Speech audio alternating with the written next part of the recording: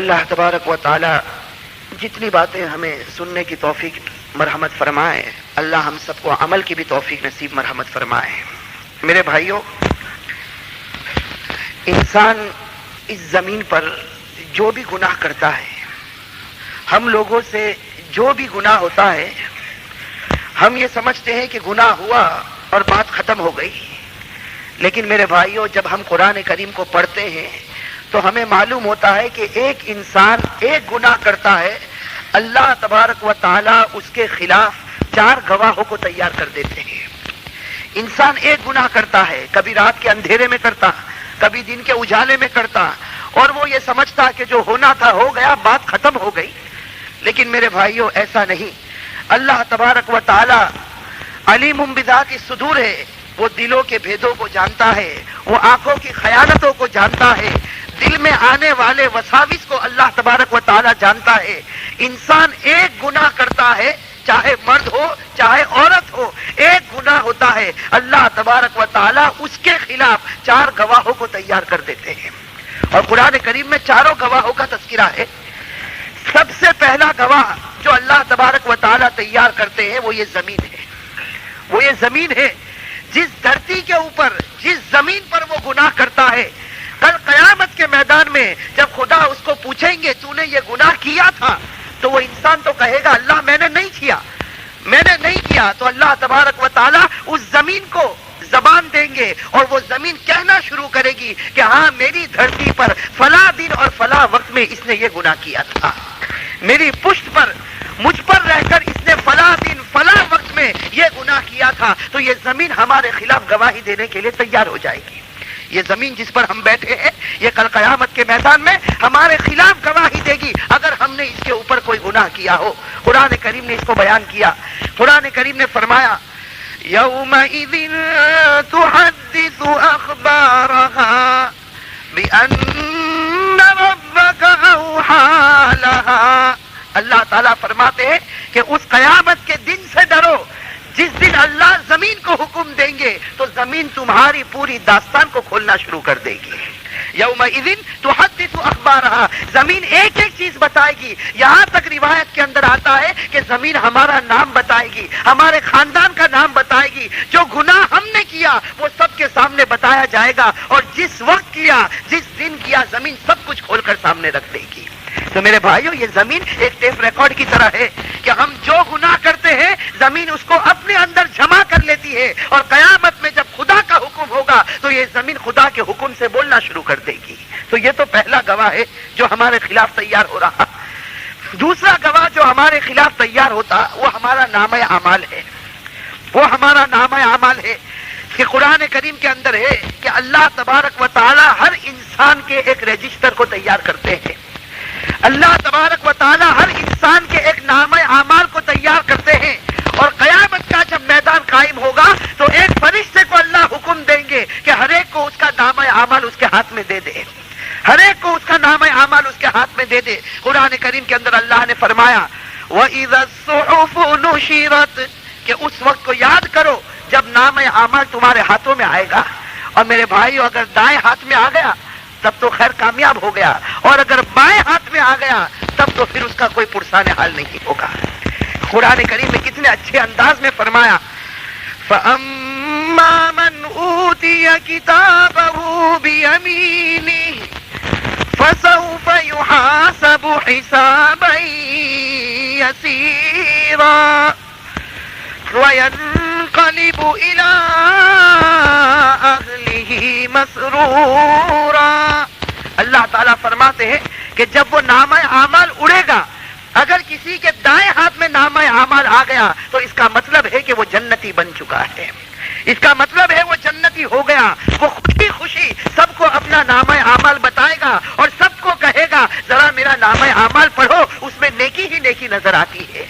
لیکن اگر گنہگار امتی ہوگا اور اگر اللہ تبارک و تعالیٰ نے معاف نہیں کیا تو نامہ اعمال اس کے بائیں ہاتھ میں آ کر پڑے گا، اور روایت قرآن کریم کے اندر ہے جب بائیں ہاتھ کے اندر نامہ اعمال آئے گا تو فیصلہ ہوگا کہ خدا نے اس کے بارے میں جہنم کا فیصلہ کیا ہے۔ میرے بھائیو اللہ ہم سب کی حفاظت فرمائے۔ اسی کو قرآن کریم نے کہا وَأَمَّا مَنْ أُوتِيَ كِتَابَهُ بِشِمَالِهِ فَيَقُولُ يَا لَيْتَنِي لَمْ أُوتَ كِتَابِيَهْ وَلَمْ أَدْرِ مَا حِسَابِيَهْ يَا لَيْتَهَا كَانَتِ الْقَاضِيَةَ. جس کے نام اعمال بائیں ہاتھ میں ہوگا تو وہ اللہ تعالیٰ سے کہے گا اے اللہ کتنا اچھا ہوتا کہ یہ تو نام اعمال میرے ہاتھ ہی میں نہ دیتا. اور وہ اتنا گھبرا جائے گا کہ ڈر کے مارے کہے گا کاش کہ مجھے ابھی موت آ جائے اور مجھے خدا کے سامنے جواب نہ دینا پڑے. تو اللہ تعالیٰ کہیں گے دنیا میں جو موت آنی تھی آ گئی، اب تو تجھے ہمیشہ کے لیے جہنم میں تڑپنا ہے. اللہ ہم سب کی حفاظت کرے. تو دوسرا گواہ جو ہمارے خلاف تیار ہوتا وہ ہمارا نامہ اعمال ہے. یہ نامہ اعمال سب کچھ کھول کر بتا دے گا.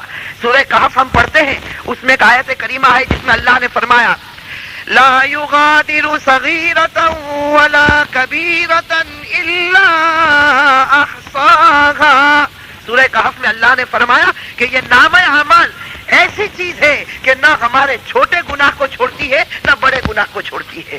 جب یہ نامہ اعمال ہمیں ملے گا اس میں ہمارے چھوٹے گناہ بھی موجود ہوں گے اور اس میں ہمارے بڑے گناہ بھی موجود ہوں گے. اللہ ہم سب کی حفاظت فرمائے. تو یہ تو دوسرا گواہ ہے. تیسرا گواہ اللہ نے ہمارے ساتھ رکھا جو ہمارے ساتھ 24 گھنٹے رہتا. اور تیسرا گواہ ہمارے دائیں بائیں فرشتے. بھائی ہے کہ نہیں دائیں بائیں فرشتے؟ جب سے انسان پیدا ہوتا ہے اللہ ایک فرشتے کو دائیں طرف رکھ دیتا اور ایک فرشتے کو اس کے بائیں کندھے پر رکھتا اور اللہ حکم دے دیتا کہ میرا بندہ جو کچھ کرے اس کو لکھتے جانا. میرا بندہ جو کچھ کرے اس کو لکھتے جانا. دائیں فرشتے کو حکم ہوتا کہ میرے بندے کی نیکیوں کو لکھنا، تو بائیں طرف کے فرشتے کو حکم ہوتا کہ میرا بندہ گناہ کرے اس کو بھی لکھ لینا. قرآن کریم نے اس کو فرمایا کِرَامًا کاتبین یعلمون ما تفعلون. قرآن کریم نے فرمایا یہ کرامن کاتبین جو دائیں طرف فرشتہ ہے اور بائیں طرف فرشتہ ہے، یعلمون ما تفعلون، جو گناہ تم کرتے ہو یہ فرشتے اس کو نوٹ کر لیتے ہیں، اس کو لکھ لیتے. تو یہ تیسرے گواہ ہمارے خلاف ہے.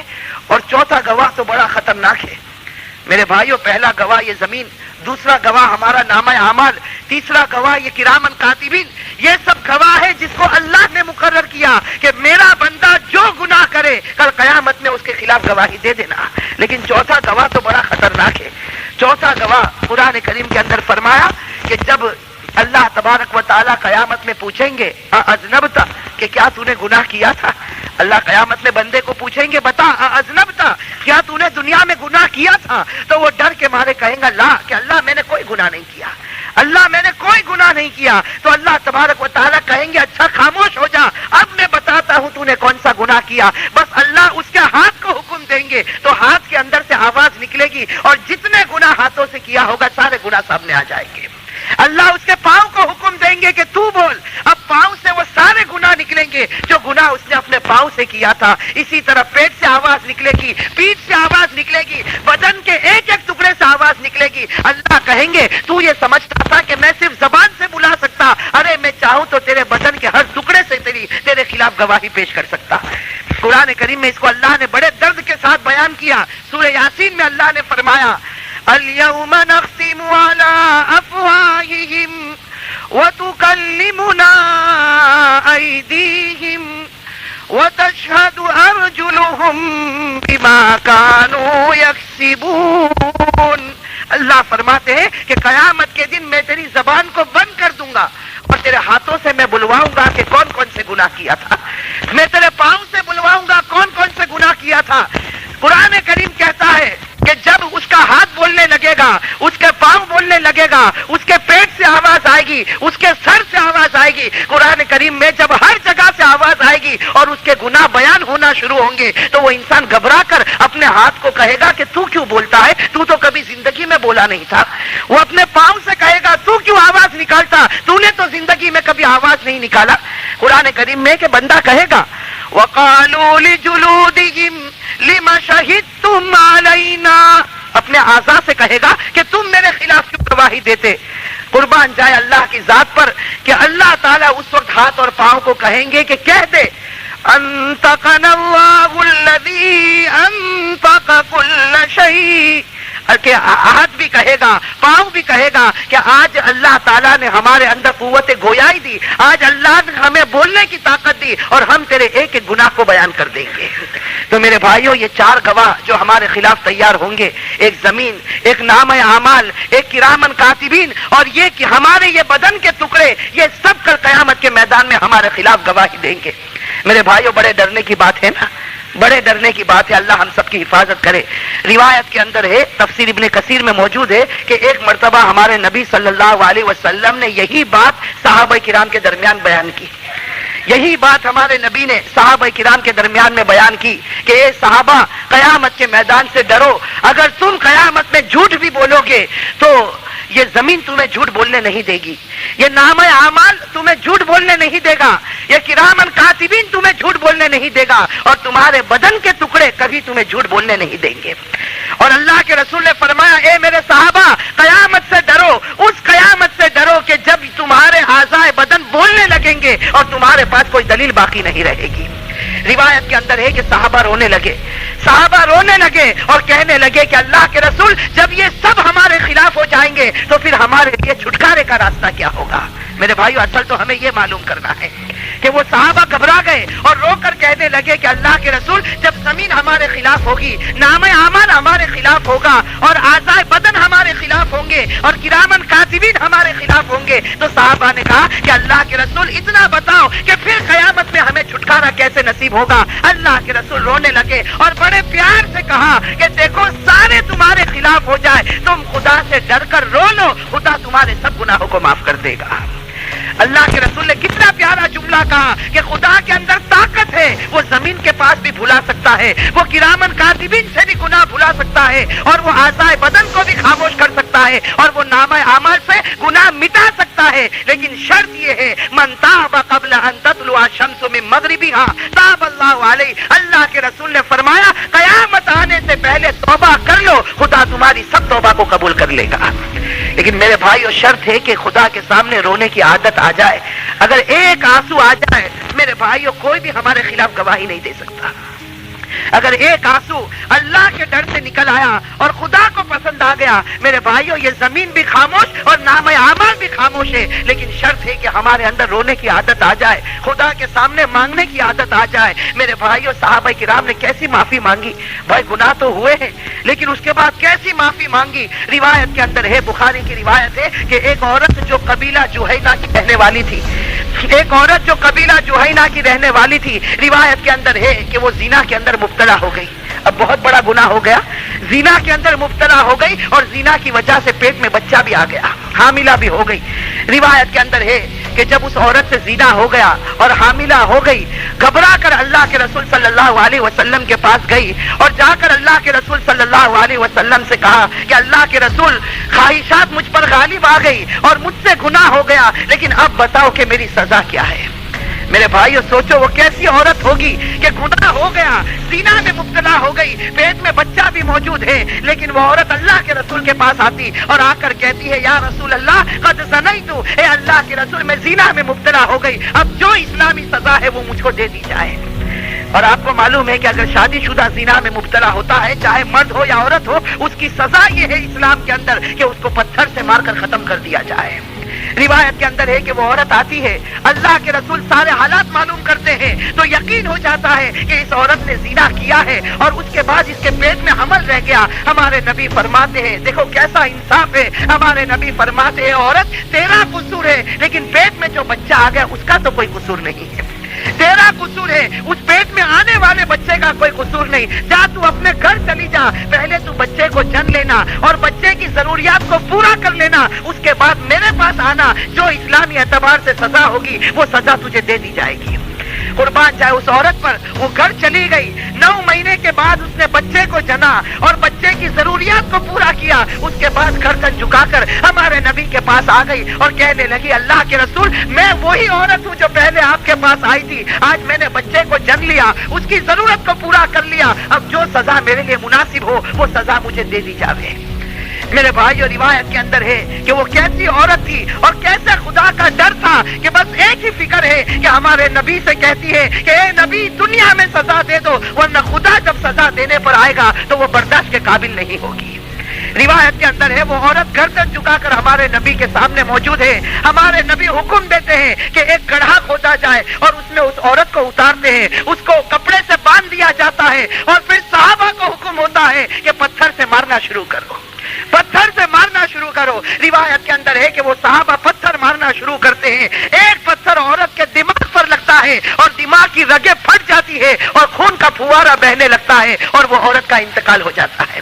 اس عورت کا انتقال ہو جاتا. روایت کے اندر ہے وہ عورت کا انتقال ہوتا اور ہمارے نبی صلی اللہ علیہ وسلم صحابہ کرام کو حکم دیتے ہیں کہ سب کے سب میرے پیچھے کھڑے ہو جاؤ, میں اس عورت کے جنازے کی نماز کو پڑھانے والا ہوں, میں اس عورت کی جنازے کی نماز پڑھاؤں گا. روایت کے اندر ہے کہ صحابہ کرام کھڑے ہیں لیکن عمر فاروق رضی اللہ تعالیٰ عنہ آگے بڑھتے. لکھا ہے کہ ہمارے نبی قبلے کی طرف متوجہ ہیں, حضرت عمر فاروق پیچھے سے آتے ہیں اور ہمارے نبی کے کپڑے کو پکڑ لیتے اور کہتے ہیں اتصلی علیہا یا رسول اللہ وقد زنت. آ کر کہتے ہیں کہ اللہ کے رسول, جس عورت نے زنا کیا اس کی نماز پڑھنے کے لیے آپ تیار ہو گئے؟ جس عورت نے زنا کیا کیا اس کی جنازے کی نماز تم پڑھو گے؟ روایت کے اندر ہے بڑے عجیب الفاظ ہیں کہ ہمارے نبی جب گردن پھیرتے ہیں تو عمر فاروق فرماتے ہیں خدا کی قسم میرے پورے نبی کا چہرہ آنسوؤں سے بھرا ہوا تھا, میرے نبی کا چہرہ آنسوؤں سے بھرا ہوا تھا. اللہ کے رسول نے اپنی گردن پھیری, عمر فاروق سمجھ گئے کہ معاملہ کچھ اور ہے. اللہ کے رسول نے کہا اے عمر تمہیں نہیں معلوم اس عورت نے کتنی بڑی توبہ کی ہے, تمہیں نہیں معلوم اس عورت نے کتنا اونچا کام کیا. اللہ کے رسول نے فرمایا لقد تابت توبۃ لو اقسمت بین اہل المدینہ لوسعتهم. اللہ کے رسول نے فرمایا اے عمر مجھے نماز پڑھ لینے دو, یہ عورت تو اللہ کی ولیہ ہے, اس نے ایسی توبہ کی, ایسی توبہ کی کہ اگر اس کی توبہ کو تقسیم کیا جائے تو خدا پورے مدینے والوں کو معاف کر دے. اس نے ایسی توبہ کی کہ اگر مدینے کا ہر فرد زنا کرے اور اس عورت کی توبہ اس کو دے دی جائے تو مدینے کے ہر آدمی کا گناہ معاف ہو جائے گا.